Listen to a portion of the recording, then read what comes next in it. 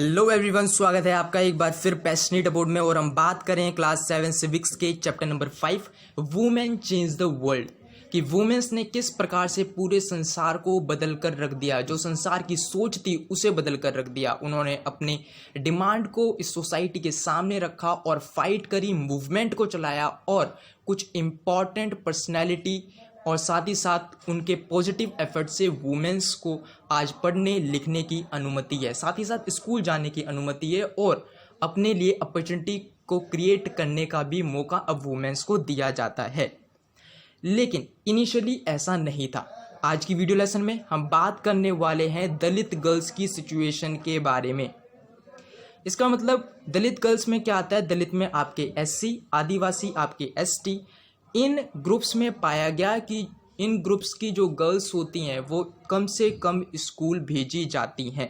2011 में एक सेंसस करवाया गया और उस सेंसस यानी कि जनगणना, और उस जनगणना में ये पता लगाया गया कि जो मुस्लिम गर्ल्स हैं वो एससी और एसटी गर्ल्स की कम्युनिटी से भी कम स्कूल भेजी जाती हैं।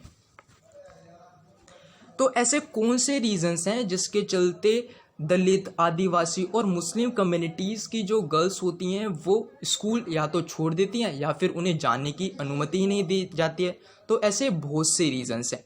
कुछ ऐसे ही रीज़न है, कहीं प्रॉपर स्कूल नहीं है, तो कहीं पर अच्छे क्वालिफाइड टीचर्स नहीं हैं, तो कहीं ट्रांसपोर्ट फैसिलिटी नहीं है, जिसके चलते पेरेंट्स डरते हैं कि अगर हम अपनी गर्ल्स को स्कूल भेजेंगे तो हो सकता है उसके साथ रास्ते में कुछ दुर्व्यवहार हो जाए, जिसके चलते जो पेरेंट्स हैं वो डरते हैं। इसके अलावा कुछ घर इतने गरीब हैं कि वो अपने लाइफ की 3 बेसिक नीड, रोटी, कपड़ा और मकान फुलफिल नहीं कर पाते हैं, तो वो अपनी गर्ल्स को पढ़ा कैसे सकते हैं? ये तो चीज़ वो सोच भी नहीं सकते। वहीं कुछ दलित, आदिवासी कम्युनिटी के लोग सोचते हैं कि अगर हम स्कूल जाएंगे तो हमारे साथ डिस्क्रिमिनेशन होगा। जिस प्रकार से ओम प्रकाश वाल्मीकि जी के साथ डिस्क्रिमिनेशन हुआ था जब वो सिर्फ और सिर्फ 4th क्लास में थे, सिर्फ इसी बेसिस पर डिस्क्रिमिनेशन की वो एक लोअर कास्ट से बिलोंग किया करते थे, इसके चलते उन्हें क्लास के बाहर बिठाया जाता था, बेमतलब में मारा जाता था। यहाँ तक कि जो टीचर थे उन्होंने उन्हें 2 दिन तक पूरा प्ले ग्राउंड साफ करवाया था सजा के तौर पर। यही कुछ रीजंस है जिसके चलते दलित, आदिवासी और मुस्लिम कम्युनिटी के लोग जल्दी स्कूल छोड़ देते हैं या फिर अपने घर की बेटियों को स्कूल ही नहीं भेजते हैं। अब इन सारी चीज़ों के चलते जो वुमेन्स थी वो पूरी तरीके से परेशान हो गई। उन्होंने बोला कि अब हम अत्याचार नहीं सहेंगे, जिसके चलते वुमेन्स ने मूवमेंट को जारी किया। आज की जो वुमेन्स हैं वो स्कूल में जाकर पढ़ सकती हैं, लिख सकती हैं, स्कूल जा सकती हैं, लेकिन इनिशियली ऐसा नहीं था। और ये चीज़ जो हुई है वो कोई ऑटोमेटिकली नहीं हुई है, यानी कि अचानक से नहीं हुए। वुमेन्स, कुछ पॉजिटिव वुमेन्स का कंट्रीब्यूशन, जैसे कि रशुंधरी देवी, रुकाया शेखावत हुसैन, साथ ही साथ पंडिता रामाबाई और भी ऐसी बहुत सी वुमेन जिन्होंने अपना कंट्रीब्यूशन, जिन्होंने अपना योगदान दिया है, जिसके चलते वुमेन्स की कंडीशन सोसाइटी में इंप्रूव हो सके, उनका literacy rate, employment rate, opportunity rate man के खिलाफ बैलेंस हो सके, जिसके चलते वुमेन्स ने इस चीज़ को पाने के लिए बहुत ज़्यादा स्ट्रगल किया है। और इसी स्ट्रगल को पाने के लिए वुमेन्स ने अलग अलग स्ट्रेटजी का इस्तेमाल किया है, वुमेन्स के बीच में अवेयरनेस को फैलाने के लिए, डिस्क्रिमिनेशन के खिलाफ फाइट करने के लिए और जस्टिस को पाने के लिए।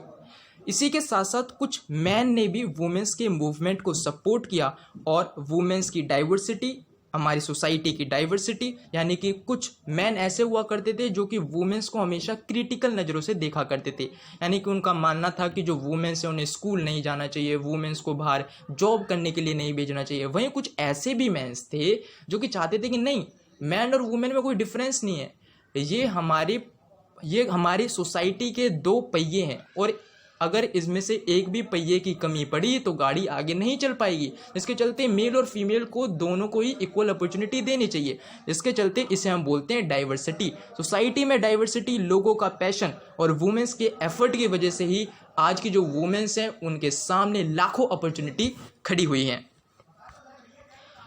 अब हम उन अलग अलग स्ट्रेटजीज़ के बारे में बात करेंगे जिसके चलते उन स्ट्रेटजी का इस्तेमाल कर वुमेन्स ने अपने लिए एम्प्लॉयमेंट, लिटरेसी रेट और अपॉर्चुनिटी को क्रिएट किया। कुछ ऐसी ही स्ट्रेटजी थी कंपेनिंग, जिसे हिंदी में हम बोलते हैं आंदोलन। अब जो कंपेनिंग है उसकी भी अलग अलग फॉर्म्स होती हैं, जैसे कि सिग्नेचर कंपेन। सिग्नेचर कंपेन में क्या होता है, एक कोरे पन्ने पर सभी के सिग्नेचर ले लिए जाते हैं और उस सिग्नेचर लेने के बाद उस पर एक लेटर लिख दिया जाता है कि हम सारी वुमेन मिलकर हमारे साथ हो रहे अत्याचार के खिलाफ हम प्रोटेस्ट कर रहे हैं और हमें जस्टिस चाहिए, इसी के चलते हम ये आंदोलन को ऑर्गेनाइज करवा रहे हैं और ये हम आंदोलन तब तक नहीं रोकेंगे जब तक हमारी डिमांड फुलफिल नहीं हो जाएगी। तो इसे ही हम बोलते हैं कंपेनिंग और सिग्नेचर कंपेनिंग। कंपेनिंग का इस्तेमाल किया वुमेन्स ने डिस्क्रिमिनेशन और वॉयलेंस के खिलाफ फाइट करने के लिए। अब इसी कंपेन के बदौलत नए नए लॉ सोसाइटी में पास करे गए, जिसके चलते वुमेन्स को धीरे धीरे प्रोटेक्शन मिलती गई। जैसे कि 2006 में जो भी वुमेन्स के साथ फिजिकल और मेंटल वॉयलेंस हुआ करता था उनके घर में उनके खिलाफ उन्हें प्रोटेक्शन दिया गया।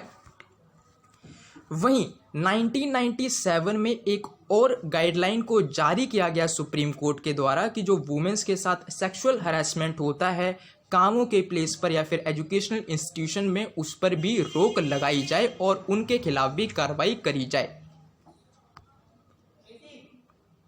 अब 1980 में क्या हुआ, 1980 में एक और लॉ पास करा गया जो 1980 में जो वुमेन्स थी, अब उन्होंने प्रोटेस्ट कर दिया कि डोरी की वजह से यानी कि दहेज प्रथा की वजह से बहुत सी वुमेन्स अपनी जान को खोती जा रही हैं, जिसके चलते वुमेन्स ने प्रोटेस्ट किया और उन्होंने डिमांड रखी कि जिस भी घर में डोरी की प्रथा को यानी कि अभी भी दहेज प्रथा को माना जाए तो उसे एक क्राइम के रूप में उसे नियुक्त किया जाए और अगर कोई भी इस दहेज की ज़्यादा से ज़्यादा मांग करे तो उसके खिलाफ कड़ी कार्रवाई करी जाए। अब इस डोरी डेथ में क्या हुआ करता था, इस डोरी डेथ यानी कि दहेज प्रथा की वजह से मृत्यु, यानी कि जो फैमिली दहेज नहीं दे पाती थी तो जिस नए घर में वो एक बेटी जाती थी तो उसके जो इन लॉज हुआ करते थे यानी कि जो सास ससुर और जो उसके हस्बैंड हुआ करते थे वो उसका मर्डर और उसे परेशान करने की कोशिश किया करते थे और इन्हीं सारी चीज़ों के चलते वुमेन्स ने प्रोटेस्ट किया। अब हम बात करेंगे रेजिंग अवेयरनेस की।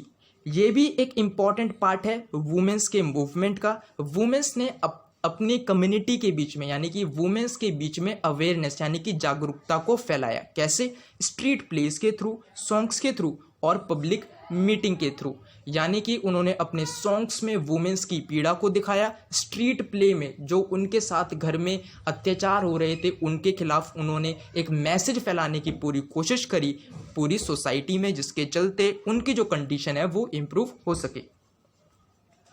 इसके अलावा प्रोटेस्टिंग। अब जो प्रोटेस्टिंग का मतलब होता है विरोध करना, यानी कि जो वुमेन्स के साथ जो भी गलत हो रहा है उसके खिलाफ वुमेन्स ने विरोध भी किया।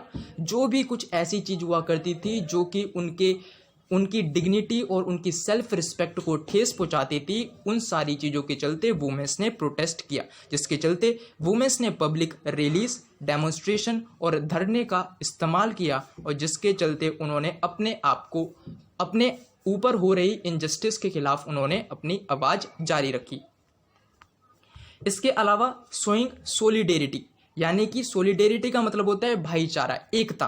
यानी कि सारी वुमेन्स ने देखा कि हम जो सारी वुमेन्स से हर किसी के साथ सेम चीज़ हो रही है, हर किसी को सेम वॉयलेंस, फिजिकल वॉयलेंस और इमोशनल वॉयलेंस का सामना करना पड़ रहा है और अगर हमें इस समस्या से बाहर निकलना है तो हमें एकजुट होकर इसका विरोध करना होगा, इसका प्रोटेस्ट करना होगा और अपने आप के लिए जस्टिस को लाना होगा। तो फ्रेंड्स, इस प्रकार से हमारा ये चैप्टर कंप्लीट होता है। अगर आपको ये वीडियो लेसन पसंद आया हो तो प्लीज़ इस चैनल को सब्सक्राइब कीजिए, जिसके चलते आपको सारी वीडियो रिलेटेड अपडेट इस यूट्यूब चैनल पर मिलती रहेगी। Till then take care and bye bye.